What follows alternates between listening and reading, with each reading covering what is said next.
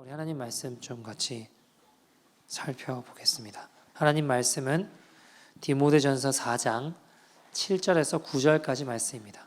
1 Timothy chapter 4 verse 7 to 9입니다. 다 찾으신 줄 알고 한 절씩 교독하도록 하겠습니다. 망령되고 허탄한 신화를 버리고 경건에 이르도록 내 자신을 연단하라. 육체의 연단은 약간의 유익이 있으나 경건은 범사에 유익하니 금생과 내생의 약속이 있느니라. 같이 읽겠습니다. mit보다 이 말이여 모든 사람들이 받을 만하도다. 아멘. 하나님의 말씀입니다. 여러분, 군인이 되려면 그 키 제한이 있을까? 키 제한이 있을까요? 없을까요?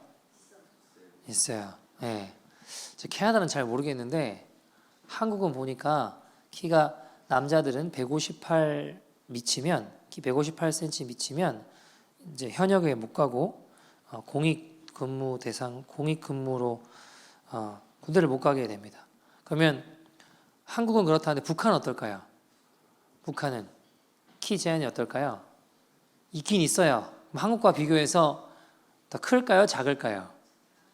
네, 북한은 142cm랍니다.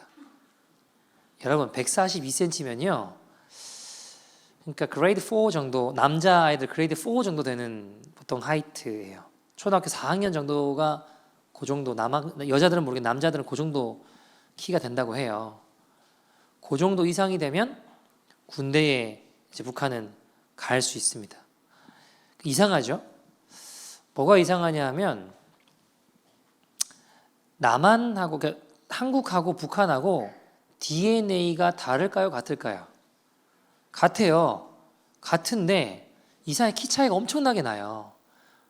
한국 애들은 남한 애들은 되게 키가 커요. 지금 요즘 보면. 근데 이제 북한은 군대 가는 키 제한, 이 키를 낮춘 이유가 뭘까요? 예? 왜 낮췄을까요? 징병할 수 있는 사람이 별로 없는 거예요. 이제 점점 키 큰 애들이 별로 없는 거예요. 키를 낮춰야지만 군인으로 할 수 있는 거예요. 그만큼 사람들 키가 많이 줄어들었다는 거예요. 작다라는 거예요. 여러분 북한은요.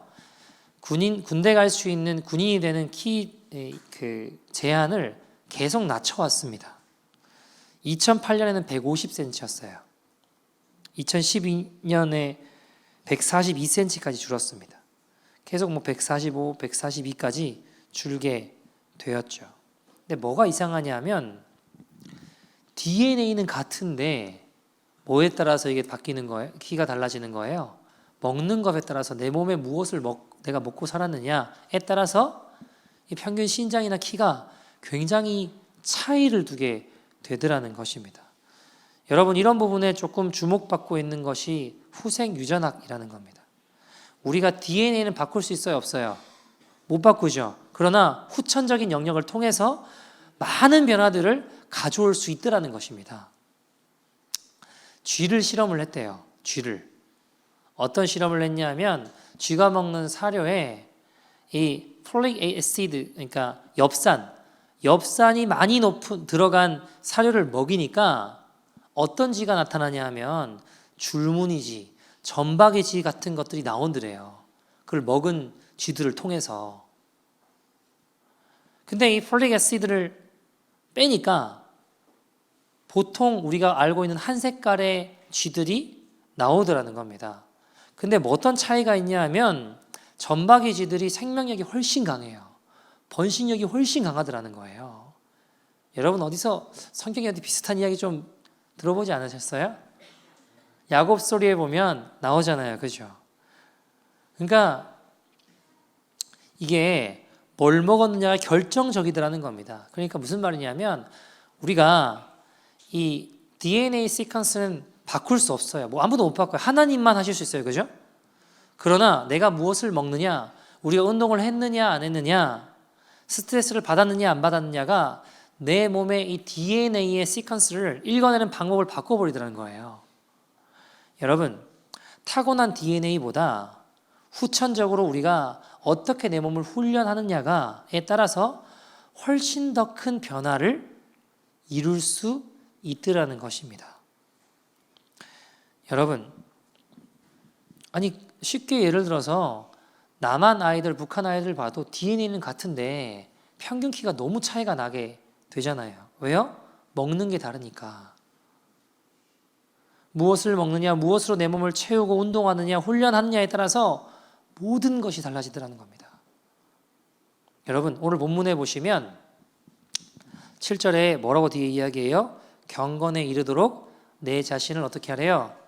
연단하라, 훈련하라라고 이야기합니다. 이걸 세번역으로 보면요, 이 부분을 뭐라고 표현했냐면 경건함에 이르도록 몸을 어떻게 하라고요? 훈련하십시오라고 이야기합니다. 여러분, 훈련이라는 것은 반복하는 거예요. 머리로 아는 게 진짜 아는 게 아니에요. 몸으로 아는 게 진짜 아는 겁니다. 몸이 알게 될 때까지 가는 거예요. 몸은 반복을 통해서 알게 됩니다. 여러분, 저 어릴 때 자전거를 배웠어요. 수도 없이 엎어지고 깨지고 넘어지면서 여기저기 까지면서 자전거를 배웠어요. 자전거를 잘 타게 되었습니다. 시간이 흘러서 제가 지금 성인이 됐는데 자전거를 타면 탈 수 있을까요? 못 탈까요? 저를 너무 이렇게 낮게 보시는데 탈 수 있어요. 왜냐하면 어릴 때 이게 자전거를 몸으로 제가 배우니까 성인이 된 지금도 자전거를 그냥 타면 타더라고요. 여러분, 수영을 배운 사람은요, 시간이 흐른 다음에 그걸 몸으로 배웠기 때문에 시간이 지나도 수영을 할 수 있더라는 거예요. 여러분, 피겨의 여왕이라고 불렸던 김연아 선수를 아시죠? 이 친구는 훈련을 몸으로 했습니다. 여러분, 머리로는요, 트리플 악셀을 이렇게 돌면 돼, 이렇게 하면 돼, 다 알 수 있다고요. 근데 머리로 내가 이렇게 하면 트리플 악셀을 하는 거야 라고 안다라고 해서 그게 진짜 아는 거예요? 그러니까 아는 게 아니라는 거예요. 몸으로 익힐 때까지 끊임없는 반복된 훈련을 통해 몸이 알게 될 때 그게 진짜 아는 거라는 겁니다. 몸으로 아는 건 시간이 지나도 잊혀지지 않아요. 여러분, 10살 때 배운 스케이트를 40이 돼서 타도 금방 다시 탈 수 있게 돼요. 왜요? 어릴 때 몸으로 익혔으니까. 반복된 훈련을 통해 얻게 되는 목표는요, 자신을 잊어버리는 거예요. 내가 이렇게 해야지를 생각하지 않고 그걸 하게 되는 거예요. 여러분, 예를 들어 노래하는 사람들 보면요, 노래 잘하는 사람들 보면 내가 지금 어떤 부분을 무슨 그 다음 가사가 이거고 그 다음 소절이 이거고 그거를 생각하면서 노래하지 않아요. 나를 잊어버리고 노래를 한다고요. 그 노래에 빠져 있는 겁니다. 그냥 노래를 불러요. 그게 최고입니다. 여러분, 저는 운동하는 걸 좋아해요. 근데 이제 저는 공으로 하는 운동들을 되게 많이 좋아하거든요. 근데 제가 잘할 때는 적어도 한국에서는 테니스라는 운동은 잘 배울 기회가 없었어요. 잘 쳐볼 수 있는 환경이나 상황들이 없었어요. 제가 여기 와서 청년들하고 한 번은 테니스장에서 족구를 했습니다. 족구를.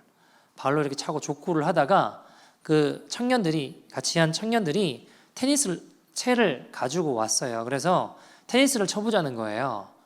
근데 제가 운동신경이 아주 없지 않거든요. 아주 없는 편은 아니라서, 그러니까 운동들을 이것저것 해볼 때 그냥 하면, 여러분, 축구 농구를 배워서 하는 게 아니라 그냥 하면 어느 정도 하잖아요. 그래도 사람들이 보통, 그죠? 제가 예전에 스케이트가 아니라 스키를 한번 타본 적이 있어요. 근데 어떤 분한테 이제 하루를 배우니까 그 다음에 블랙 코스를 제가 타더라고요. 그러니까 운동신경이 아주 없는 편은 아니에요, 보니까. 그래서 축구 농구도 그냥 하고 야구도 그냥 치니까 되고 하니까 테니스도 그냥 하면 되겠지 하고 했는데 안 되더라고요. 자꾸 공 넘어 막 참 홈런 넘어가고 자꾸 야구하듯이 자꾸 멀리 넘기고, 이게 그냥 하면 될 줄 알았는데 안 되더라고요. 제가 몇 번 쳐보다가 깨달은 게, 이거 그냥 한다고 되는 게 아니구나. 기본부터 자세부터 끊임없이 이거 연습해야 되는 거구나, 훈련해야 되는 거구나 깨달았어요. 여러분, 테니스를 쳐도요, 의도하고 어떻게 쳐야지, 이쪽으로 해야지 하면 아직 모른 거예요. 그러니까 공이 저쪽으로 오니까 그냥 몸이 가는 대로 진짜 치는 게 진짜 잘하는 거라고요. 여러분, 신앙도 경건의 훈련으로 몸에 익혀버리는 게 최고예요. 여러분, 제가 집에서 교회를 운전해서 오거든요. 딴 생각해도 교회에 와 있어요. 왜 그럴까요? 몸에 익혀버린 익은 거예요. 몸에 딴 생각을 해도 교회로 와요. 왜요? 몸이 익힌 거예요. 우리의 신앙이 그래야 된다는 거예요. 여러분 야고보서 5장 13절 보시면 뭐라고 이야기하냐면 이 말씀처럼 고난을 당하면 기도하는 거예요. 즐거운 일이 생기면 찬송하는 거예요. 이게 자동적으로 이루어지는 것이 신앙이라는 겁니다. 오늘 말씀에도 7절에 어떻게 시작하죠? 망령되고 허탄한 신화를 버리라고 이야기합니다. 무슨 말인가요? 어쨌든 어리석은 이야기들을 멀리하라는 겁니다. 당시 에베소에는 이런 신화나 뭐 어떤 이런 것에 대한 열심이나 어떤 관심은 굉장히 높았습니다. 문제는 뭐예요? 복음에 대해서는 관심이 없는 거예요. 여러분 7절 말씀을 세번역으로 보면 저속하고 헛된 꾸며낸 이야기들을 물리치십시오라고 이야기해요. 그리고 하나님 안에서 날마다 훈련하는 겁니다. 여러분 영적인 우리가 훈련해야 되는데 영적 무기력은 절대 금물입니다. 해봤는데 안 돼. 이 말을 버려야 돼요. 영적인 무기력해지는 걸 버려야 됩니다. 8절 말씀에 보면 몸의 유익은 그러니까 짐에서 운동하는 거 몸을 단련하는 것도 유익하다는 거예요. 유익이 없다는 게 아니에요. 육체의 연단도 유익하다라는 겁니다. 그러나 하나님 안에서 훈련받는 삶이 훨씬 유익하다는 거예요. 그 삶은 현재뿐만 아니라 앞으로 올 영원한 하나님의 나라에도 유익하며 우리의 삶을 이 영적인 훈련은 우리의 삶을 바르게 인도해 준다는 겁니다. 여러분 에베소 교회 당시에 거짓 교사들이 많았습니다. 신화, 족보 이런 것들은 관심이 많았다고요. 그러나 정작 중요한 복음의 진리에는 관심이 없고 멀어져 있었습니다.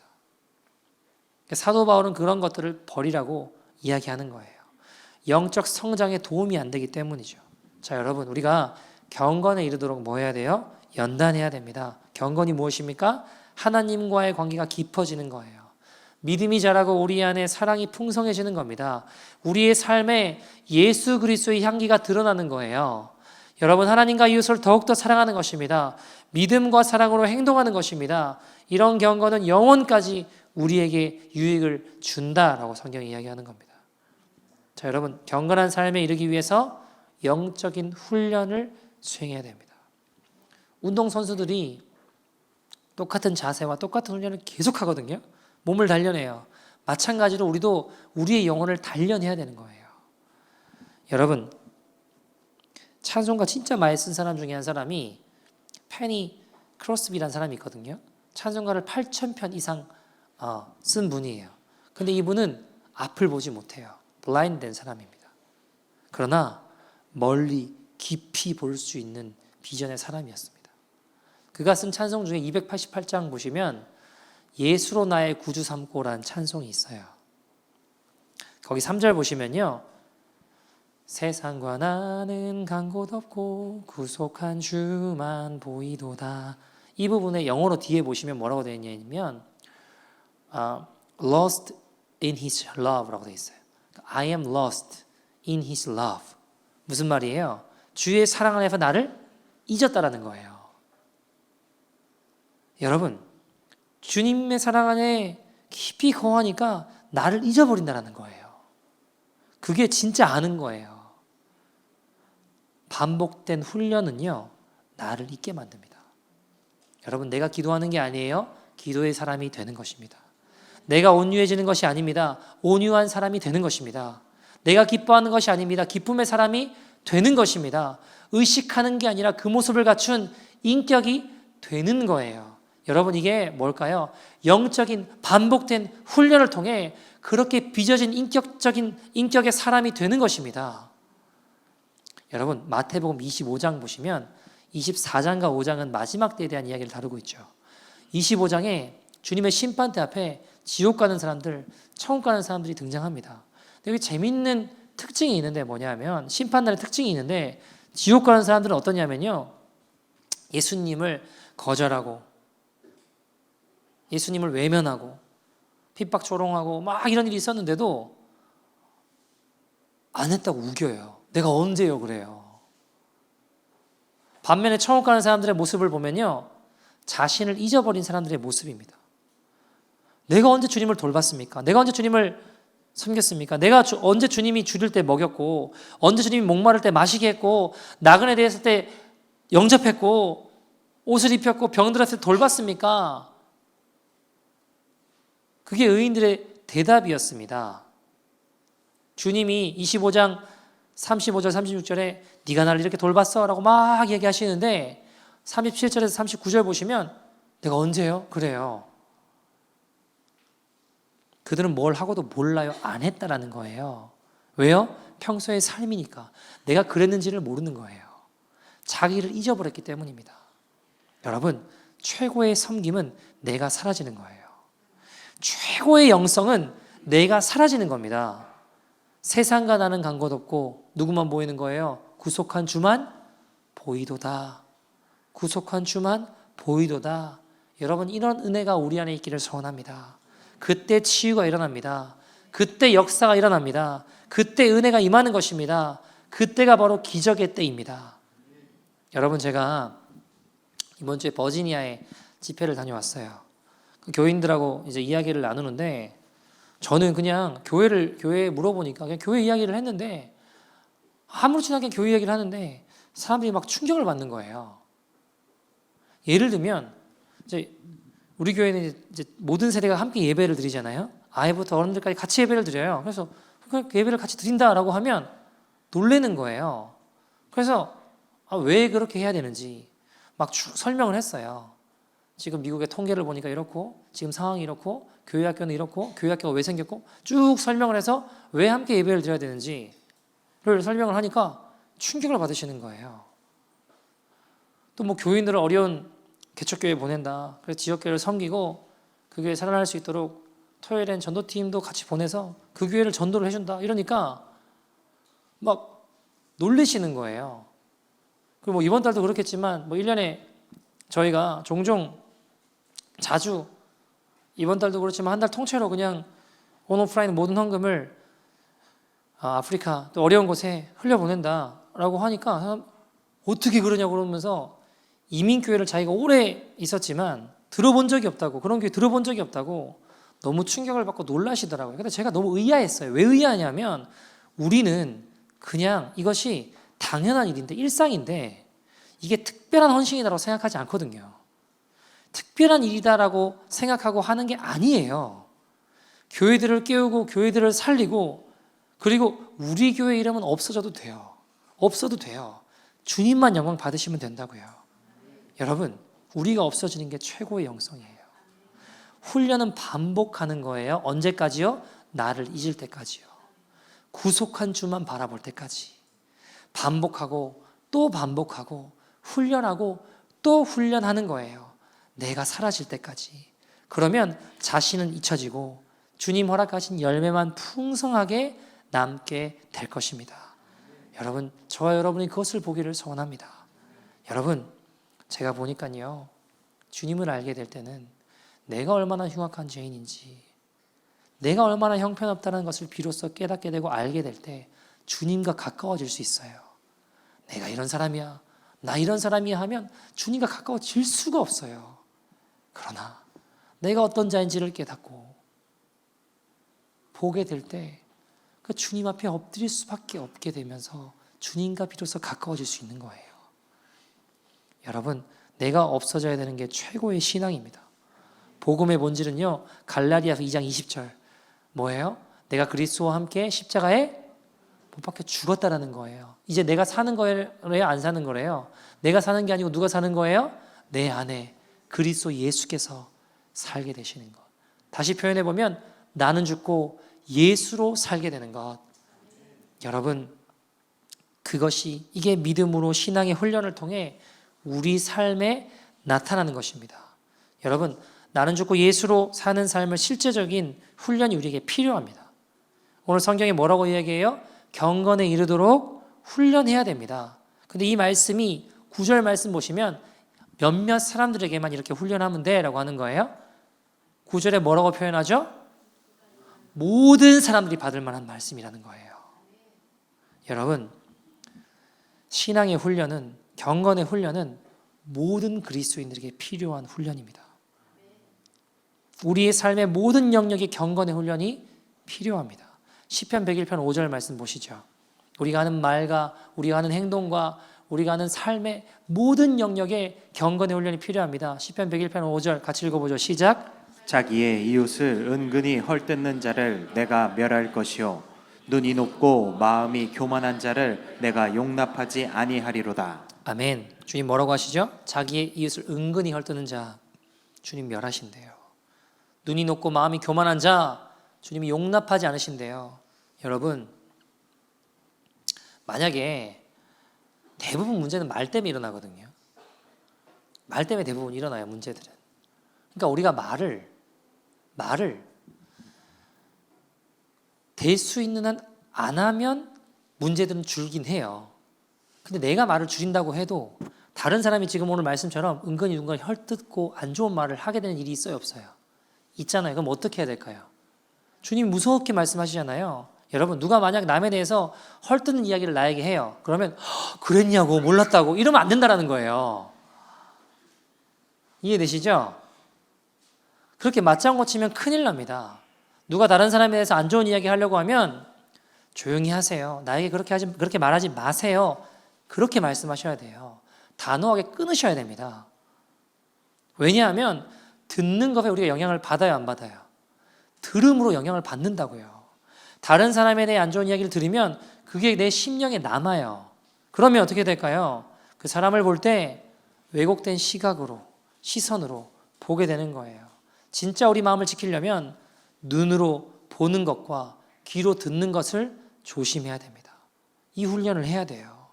여러분, 욥은요, 보는 것을 훈련하고 보는 것을 지키기 위해서 어떻게 고백하냐면 이런 고백을 합니다. 욥기 31편 1절 같이 읽어볼까요? 시작. 내가 내 눈과 약속하였느니 어찌 처녀에게 주목하랴. 아멘.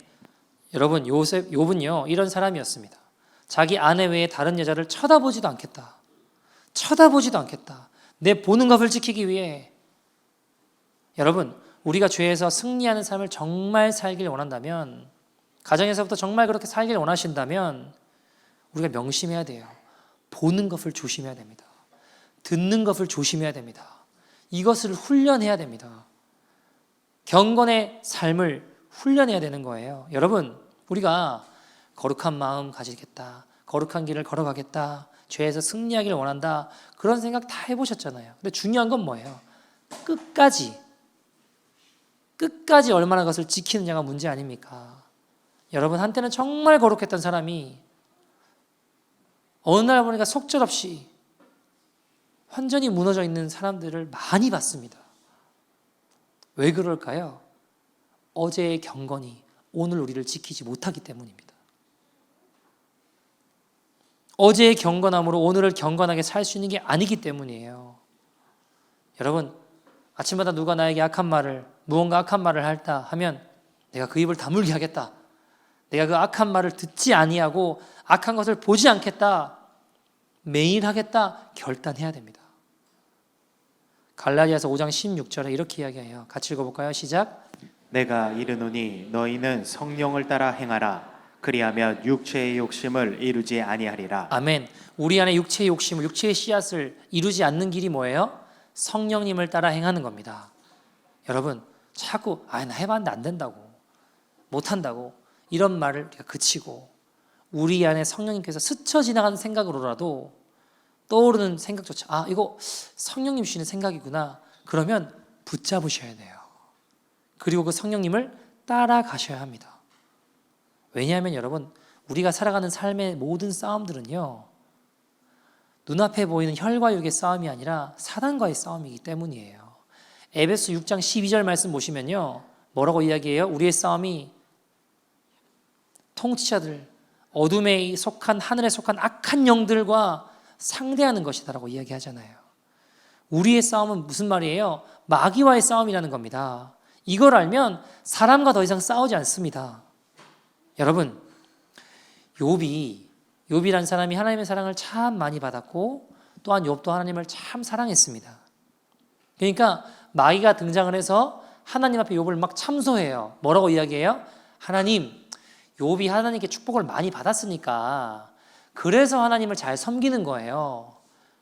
사람이요 고난당하고 어려움 당하면요 하나님 다 저주하고 원망하고 도망가요. 하나님이 아니야 욥은 그렇지 않아. 아니에요 하나님. 욥이 지금 많은 축복을 받으니까 저렇게 감사하고 하나님 찬송하는 거지 고난당하면 그러지 않아요. 하나님 잘해주시니까 그런 거예요. 그래? 그럼 너 마음대로 한번 해봐라. 대신 욥의 생명은 건드리지 마라. 그래서 마귀가 욥을 시험합니다. 어떤 일이 벌어지죠? 모든 재산이 하루아침에 다 빼앗기게 됩니다. 자녀들 하루아침에 다 뺏기게 됩니다. 욥 자신도 몸에 악창이 생겨요. 냄새가 나요. 막 피가 나는데 긁어요. 병들어 죽어갑니다. 그래도 욥은 하나님 원망하지 않았습니다. 근데 문제는 욥의 아내가 문제가 생긴 거예요. 왜요? 욥의 아내가 이 모든 과정들을 보면서 뭐라고 이야기해요? 야 하나님 살아계시면 이렇게 할 수 있냐? 말이 안 된다. 당신이 그렇게 믿는 하나님 욕하고 그냥 죽으라고. 당신이 하나님 그렇게 믿는다고 하는데 그 하나님 욕하고 죽으라고. 이게 뭐냐고 하나님 믿는다고 하면서 그럴 지경이었어요. 욥이 아내가 그렇게 말할 때 얼마나 마음이 아팠겠습니까? 얼마나 욥에게 상처가 됐겠습니까? 근데 놀라운 사실은 욥은 아내에게 단 한마디도 하지 않아요. 아무 말 안 해요. 아내와 싸우지 않아요. 왜요? 이건 아내랑 싸울 문제가 아니라고 생각했기 때문입니다. 여러분, 우리가 왜 영적인 싸움에 전쟁에 눈이 띄어야 됩니까? 이게 사람과 싸울 일이 아니라는 거예요. 욥은 그런 상황에서도 하나님을 어떻게 해요? 찬송했습니다. 욥기 1장에 보시면 21절 22절 보시면 무슨 고백합니까? 주신 자도 여호와시요 취하신 이도 여호와시니 여호와의 이름이 찬송받으십니다. 이 모든 일에 욥이 범죄하지 않고 하나님 원망하지 않았다. 그래서 욥은 이겼어요. 영적인 전쟁에서 분별이 되니까. 여러분, 우리가 그렇게 해야 되는 거예요. 우리가 예수를 믿는 삶 속에 생각하지 않았던 시험들이 온다면 그게 여러분 뭐 사람과의 관계건 경제적인 문제건 건강의 문제건 그 배후에 악한 영이 역사한다는 걸 꿰뚫어 보아야 됩니다. 여러분 분별하면 이길 수 있어요. 왜요? 마귀가 하자는 대로 안 하면 되니까. 여러분 마귀는요 전략이 있어요. 그냥 덤비지 않습니다. 각본이 있다고요. 결국 마귀가 원하는 게 이거구나 분별이 되면 그걸 아니까 마귀가 하자는 대로 안 하면 되는 거예요. 마귀가 원하는 건 하나예요. 우리가 하나님의 은혜의 자리에 머무는 것을 뺏어가려고 합니다. 우리가 죄 짓는 자리로 하나님의 축복의 자리가 아니라 하나님의 은혜의 자리가 아니라 망하는 자리로 죽는 자리로 멸망의 자리로 우리가 있어야 될 자리를 못 있게 흔들고 빼앗고 움직이려고 한다고요. 하나님 우리를 서 있도록 하신 자리에 못 서 있도록 만드는 겁니다. 여러분 닉 부이치치라는 사람이 있어요. 아시죠? 팔다리가 없는 분이에요. 발이라고는 팔다리가 없고요. 뭐 이게 표현이 좀 죄송한데 닭다리 같은 발가락 2개가만 이렇게 좀 있어요. 근데 이분이요. 전 세계를 다니면서 많은 사람들에게 희망 전도사가 되고 많은 사람들을 깨우고 살리더라고요. 한 번은 영상에 보니까 이분이 이제 앞에 뭐 강연 같은 거였던 것 같아요. 앞에 나와가지고 하는데 발가락 2개랑 이제 입으로 비트박스를 자기가 해보겠다 그러면서 막 이렇게 하더라고요. 보니까 하다가 갑자기 사람들이 막 박수도 치고 호응을 해요. 갑자기 이 사람이 넘어졌어요. 그러니까 사람들이 갑자기 다 당황하기 시작하는 거예요. 왜요? 보통 사람 같으면 그냥 팔로 짚고 일어나면 되잖아요. 근데 이분은 넘어졌는데 일어날 수 있어요, 없어요? 못 일어나는 거예요. 막 낑낑대는데 못 일어나니까 사람들이 더 당황하는 거예요. 이거 어떻게 해야 되지? 가서 이렇게 줘야 되나? 막 별별 생각을 다 하는 거죠. 자, 그때 닉 부이치치가 저 맞아요. 지금 넘어져 있습니다. 팔이 없어서 못 일어나네요. 그러면서 막 웃는 거예요. 그러니까 본인이 웃으니까 사람들이 그제야 조금 긴장이 풀리면서 같이 웃기 시작합니다. 왜요? 본인도 웃으면서 이야기를 하니까. 이런 이야기를 해요. 제가 일어나려는 노력을 하지 않는다면 저는 결코 일어설 수 없을 겁니다. 하지만 저는 노력했습니다. 저는 훈련했습니다. 좀 힘들었습니다. 아니, 정확하게 말하면 죽을 만큼 힘들었습니다. 하지만 포기하지 않았고 계속 일어서려고 훈련했습니다. 계속 일어서려고 했습니다. 하면서 그가 몸을 이렇게 접더니 결국 얼굴을 바닥에 대고 그걸 대고 이제 막 하더니 움츠리면서 몸부림치면서 자세를 바로잡아서 일어서는 거예요. 그러니까 사람들이 막 박수를 쳐요. 어떤 사람은 울고 있어요. 근데 닉이 웃으면서 그런 이야기를 해요. 여러분들 지금 넘어져 있는 분들 계세요? 포기하지 마세요. 일어날 수 있습니다. 제가 일어설 수 있을 거란 걸 믿는 사람은 없었습니다. 그러나 저는 단지 포기하지 않았을 뿐입니다. 그리고 이렇게 일어났잖아요. 웃으면서 이야기를 하지만 사람들은 울고 있더라고요. 왜요? 다 마음이 넘어졌거든요. 다 마음이 넘어져 본 적이 있거든요. 포기한 게 있거든요. 근데 닉 부이치치가 여러분 넘어졌습니까? 포기하지 마시라고 할 때 충격인 거예요. 여러분, 이 친구는 보니까요 8살에 자살을 시도했습니다. 8살에 이미 자기 삶의 결론을 내렸어요. 내가 살면 내 주위에 있는 사람들만 더 힘들 뿐이다. 나는 죽는 게 내 자신에게도 낫고 가족들 가까이 있는 사람들에게도 이게 훨씬 도움이 된다 라고 생각하고 인생의 결론을 내리고 죽으려고 한 거예요. 그리고 3번 죽으려고 했습니다. 마귀가 그렇게 하는 거죠. 여러분, 넌 희망이 없어. 너는 안 돼. 여러분, 마귀가 하는 말 들어보면요 마귀가 영 틀린 말 하지 않아요. 그거 아시죠? 마귀는요 여러분 영 틀린 말로 우리를 공격하는 게 아니에요. 너 이런 데 졌잖아. 야, 사람들이 너 이런 데 진 거 알면 사람들이 너를 웃으면서 볼 수는 있겠냐? 너 이런 데 진 거 맞잖아. 근데 진짜 그러거든요. 진짜 그제 졌어요. 그러니까 영 틀린 말로 공격하는 게 아니라는 거예요. 야, 너 어떻게 그런 죄를 짓고도 고개를 드냐? 사람들이 너를 알면 너를 웃으며 볼 수 있겠냐? 그제 졌거든요. 근데 이제 문제는 뭐냐면 마귀의 그래서 결론이 뭐예요? 그러니까 너는 끝났어. 너는 죽어야 돼. 너는 가치가 없어. 너는 망했어. 이렇게 마귀는 결론을 내려. 여기에 속으면 안 된다는 겁니다. 여러분, 닉 부이치치도 그렇게 비참한 삶을 살다가 15살에 그가 회심을 하게 돼요. 회개하고 주님을 만나게 돼요. 그리고 성경을 읽다가 요한복음 9장인가 보면 소경된 자가 나오잖아요. 이 자가 이렇게 된 건 누구의 죄 때문입니까? 그런 이야기가 나와요. 그때 주님이 뭐라고 하시죠? 누구의 죄도 아니야. 하나님 하실 일이 있어. 하나님 하실 일을 위해 그렇게 한 거야. 이 말씀이 닉 부이치에게는 충격으로 와닿는 거예요. 아, 내 삶이, 내 모양이, 내 꼴이 이렇게 비참하고 이렇게 보잘것없고 이렇게 망한 것 같지만 아, 이런 나 같은 삶에게도 하나님이 그럼 하실 일이 있다는 건가? 나의 인생에도 하나님이 하실 일이 있다는 건가? 하나님 말씀이니까 진리잖아요. 회개하고 주님을 믿고 아, 어떻게 나를 사용하실지 모르지만 그럼 내가 도전해봐야지. 그럼 내가 훈련해봐야지. 하면서 그의 삶을 훈련해 나가기 시작해요. 그래서 막 스케이트보드도 타고 뭐 노래도 막 악기도 연주해보고 막 훈련을 해요. 이 사람이 강연을 하면서 그런 걸 막 하면 사람들이 막 울어요. 그리고 막 회복돼요. 좌절해 있고 낙심해 있는 사람들이 야, 저 사람 저렇게 노력해서 저렇게 훈련해서 저렇게 다시 일어나서 걸어가네.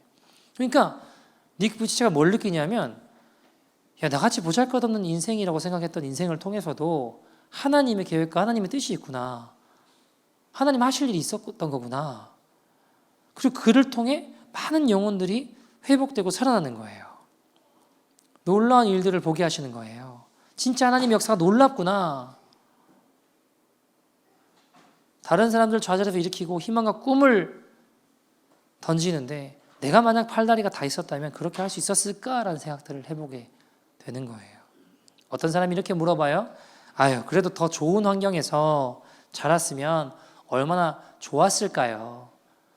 팔다리도 있고 좀 더 좋은 환경에 당신이 살았으면 더 훌륭하고 멋진 사람 되지 않았겠습니까? 라고 하니까 닉 부이치치가 뭐라고 대답하냐면 아니요. 속마음이 병들어 있는데 겉만 멀쩡하면 무슨 소용이 있습니까? 그게 좋은 겁니까? 여러분, 닉 부이치치는 예수님 만나고 주님과 연합되고 포기하지 않고 살아가니 그의 마음으로부터 기쁨과 평안의 사람이 되었습니다. 여러분, 지난 수요일에 중보기도회 때 이제 교회에서 오픈으로 했잖아요. 그때 임미라 선교사님 오셔서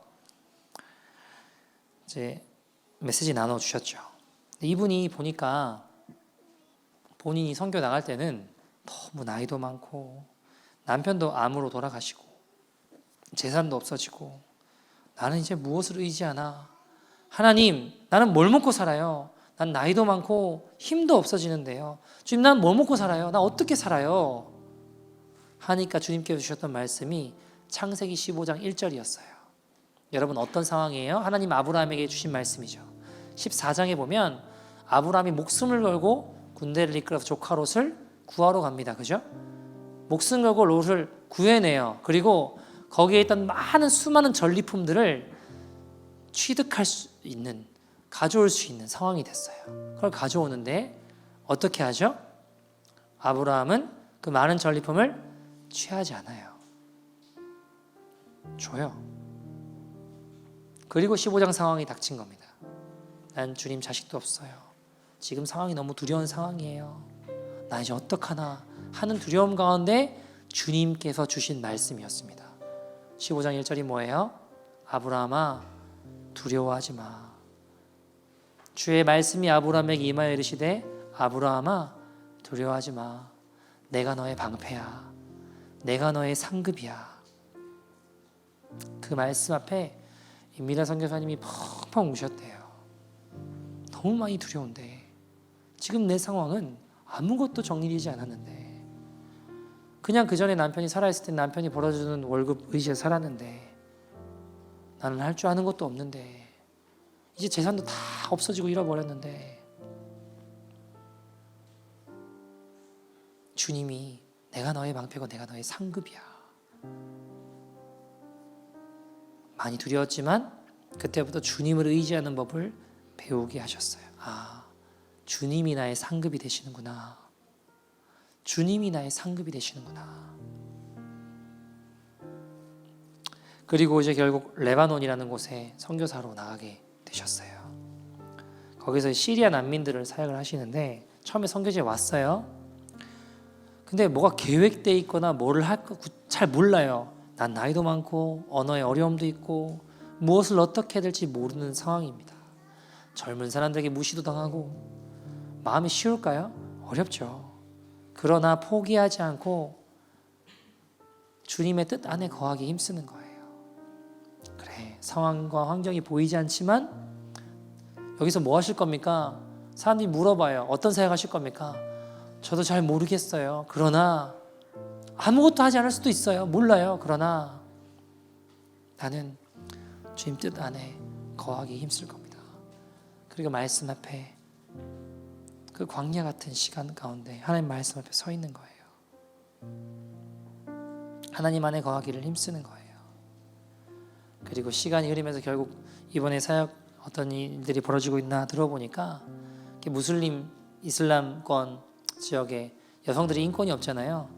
맨날 남편한테 매맞는 아내, 아이들도 인권이 없으니까 여러 가지 어려운 일들이 있는데 그들이 복음을 듣고 변화되는 거예요.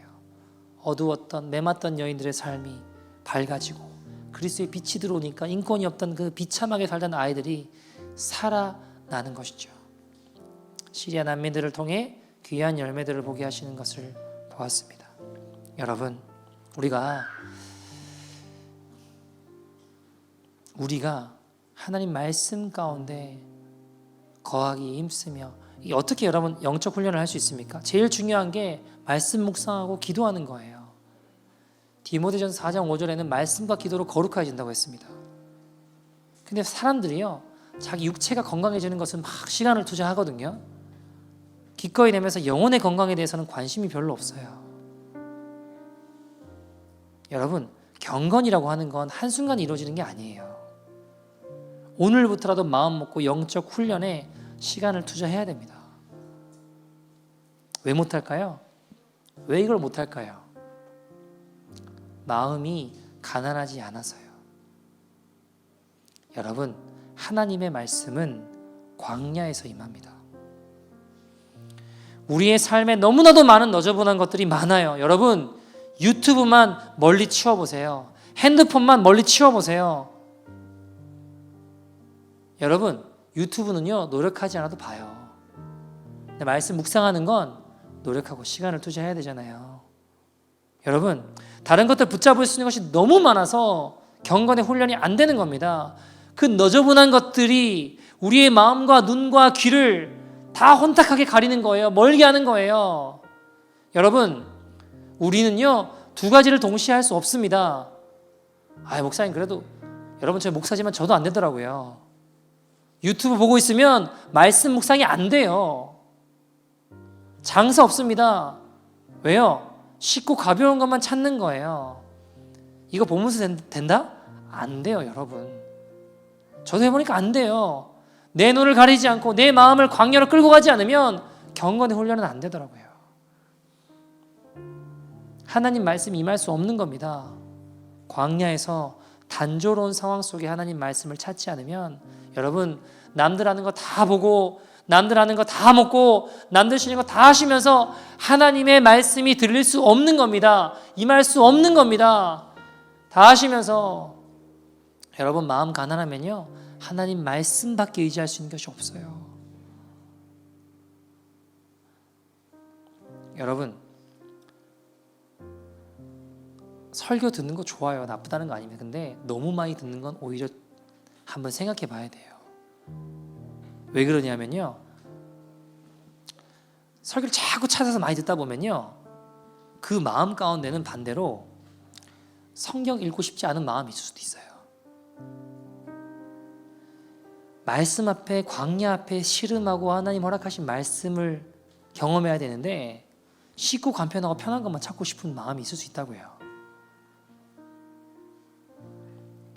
설교만 자꾸 듣는다는 말은요, 반대로 가만히 생각해 보면 성경을 광야 가운데 내가 말씀 앞에 씨름하고 앞에 묵상하고 그 시간들을 별로 갖고 싶지 않아서 자꾸 설교 듣는 거일 수도 있다고요. 꼭 그렇다고 할 수는 없지만 그럴 수 있다고요, 여러분. 여러분,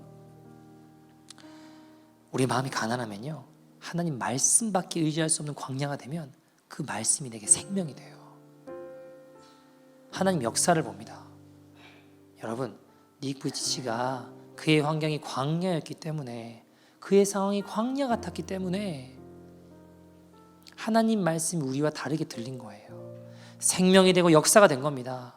이미라 선교사님도 여러분, 남편을 잃고 회사도 다 기울고 아무것도 의지할 수 있는 것이 없는 광야가 되니까 비로소 하나님의 말씀이 역사하고 임하는 겁니다. 여러분, 두 사람 다 광야가 있었기에 하나님의 말씀이 생명이 되고 열방 가운데 마음껏 들어 사용하시는 은혜의 주인공들이 되는 겁니다. 여러분, 나는 해봤는데 안 되네 하며 포기하지 마시고 주님 앞에 나아가 주님께서 사용하시는, 역사하시는 은혜의 주인공들 되기를 소원합니다. 우리가 함께 찬양하고 기도할 텐데요, 여러분, 경건에 이르도록 훈련하십시오. 성령 하나님께서 우리를 도우십니다. 주님, 오늘 제가 넘어졌습니다. 마음이 무너졌습니다. 지금 상황이 광야 같습니다. 사랑하는 여러분, 그럼 드디어 주님의 말씀이 임할 때입니다. 주님의 말씀이 역사할 때입니다. 경건의 훈련을 받을 그릇이 된 것입니다. 주님, 광야에서 십자가의 흔적을 누리게 하여 주시옵소서. 광야에서 풍성한 하나님 말씀 경험하게 하여 주시옵소서. 광야에서 말씀의 인도를 받게 하여 주시고 광야에서 말씀의 충만한 역사를 경험하는 성령의 사람들 되게 하여 주시옵소서. 주님, 자꾸 광야를 피하고자 하는, 피하고 살았던 나를 돌아봅니다. 오늘 내 삶을 광야로 끌고 나가 하나님의 말씀이 임하는 인생 되게 하여 주시옵소서. 포기하지 않고 주님께로 나아갈 때 주님이 일하십니다. 주님께서 이 땅 가운데 마음껏 들어 사용하시는 경건의 사람들 되게 하여 주시옵소서. 우리 함께 찬양하며 기도했으면 좋겠습니다. 날이 저물어 갈 때 빈들에서 걸을 때, 그때가 하나님의 때입니다. 그 광야 같은 때가 바로 하나님의 때입니다. 내 힘으로 안 될 때, 빈손으로 걸을 때, 힘으로 안 될 때, 빈손으로 걸을 때, 내가 고백해 여호와. 다시 한번 찬양합시다. 날이 저물어갈 때, 날이 하나님 광야 가운데 빈들에서 아무것도 의지할 수 없는 그때가 하나님의 때입니다. 그때가 하나님. 내 힘으로 안 될 때, 빈손으로 걸을 때, 힘으로 안 될 때, 빈손으로 걸을 때, 내가 고백해 여호와. 주가 일하시네, 주가 일하시네, 주가 일하시네. 주께 아끼지 않는 자에게 주가 일하시네, 주가 일하시네, 주가 일하시네. 주님만을 신뢰하며 명 없는 자에게 주가 일하시네, 주가 하나님 광야 가운데 내가 의지할 수 것이 아무것도 없습니다. 오늘 이곳 가운데 주의 말씀이 임하게 해주시옵소서. 주님의 일하심을 경험하게 해주시옵소서. 주가 일하시네, 주가 일하시네, 주가 일하시네. 신뢰하며 걷는 자에게 우리 모인 이곳에 주님 함께 하십니다. 우리 모인 이곳에 주님 함께 계시네. 우리네 아버지. 하나님, 내게 가진 아무것도 없지만 적은 떡과 물고기 광야 가운데 주님 앞에 드립니다. 주님의 일하심과 역사심을 맛볼 수 있는 하나님 믿음의 인생 되게 하여 주시옵소서. 주가 일하